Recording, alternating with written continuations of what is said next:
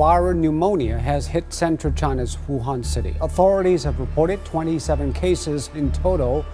It's a new type of coronavirus. A mystery virus they'd hoped to contain, but one we now know can jump from human to human. It's one person coming in from China, and we have it under control. It's going to be just fine. It seemed like this was an issue contained to China. The city at the center of the outbreak in China and 2 others going on lockdown. So at least 565 people are dead and more than 28,000 infected with coronavirus around the world. That's if the Chinese are telling the truth. March 11th, we knew that the WHO were going to call it a pandemic. COVID-19 can be characterized as a pandemic. Community quarantine is hereby imposed in the entire of Metro Manila. And in other areas, the LGUs are advised to abide by the following guidelines, imposing localized community quarantine in the respective jurisdiction. All of a sudden, what seemed so far away in China or in Europe was incredibly clear that it was here. And even if you didn't believe it, then just looking around you, your world had changed forever. Nang dumating ang COVID-19, ang health center sa barangay ang naging unang puntahan ng mga tao. Dito rin nagsimula ang tunay na laban. Yung face mask natin, tapos 2 lang tayo dito. Absent si Lisa, may sakit daw. Okay lang yan, kakayan na natin yan, further than that.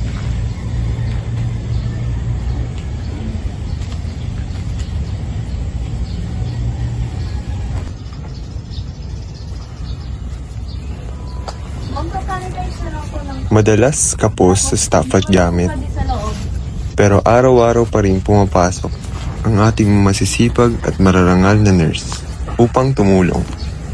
Paalala ko lang po sa inyo, ang COVID-19 po ay napapasa siya kapag wala kayong social distancing. So kailangan mga naka-face mask kayo at malayo kayo sa nakauwi. Maraming tao ang natatakot, kaya tinutulungan sila ng mga health center worker, hindi lang sa gamot, kundi pati sa tamang impormasyon. Andito ata yung mga gamit nila bago mga padala. Yun nga, buti na lang nagpadala yung LDU kasi dami pang nagdonate. Kompleto na ba Dumating to? ang tulong mula sa gobyerno at sa mga taong gustong tumulong. Unti-unti, gumaan ang trabaho. Oo, alcohol. May tissue pa. Okay na yun. Tara, dali na natin dun.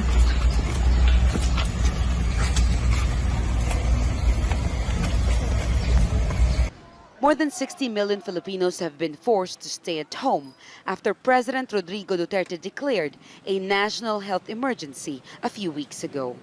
Checkpoints like this one have become familiar scenes. The government says the lockdown is necessary to prevent a further outbreak in many communities. But more and more experts say this is simply not enough, and there are growing calls for the government to conduct mass testing in many communities. The health system in the country is clearly in crisis.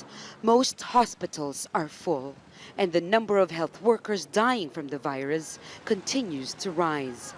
So testing efforts like this one are seen as a major breakthrough, especially in poor communities, which usually don't have much choice but to stay at home and wait for help to arrive.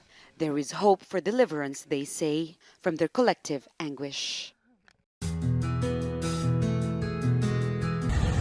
Nag-fill line po.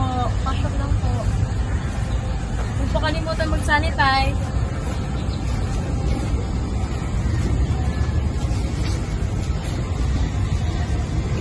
Relax lang tayo mga. Hanggang malalim. Sa una, takot ang mga tao sa bakuna. Pero dahil sa tiyaga ng mga health worker, unti-unting nawala ang kaba ng mga tao. It's described as the first localized mass testing program for the coronavirus here. Like many cities, Valenzuela is grappling with the pandemic. And with help from these health workers, they say they're taking matters into their own hands to set up their own testing system, separate from the national government. Their aim is to stop the disease from spreading. The first to get tested are some in this neighborhood, described here as persons under investigation who may have contracted the virus or been in contact with infected people. Frontline workers such as doctors and nurses are expected to get tested as well. With thousands of kits at their disposal and with a hospital that can process these tests, the results should only take 2 days to come through. Isang taon na ang nakalipas. Masanda na sila ngayon. May sapat na gamit, training at plano para sa mga emergency na maaaring dumating sa kanila. Kung mangyayari ulit to, alam ko na yung gagawin. Handa na kami. Marami silang pinagdaanan pero hindi sila sumuko. Sa bawat araw ng pagod at takot, lumabas ang tunay na tapang at malasakit ng mga healthcare workers.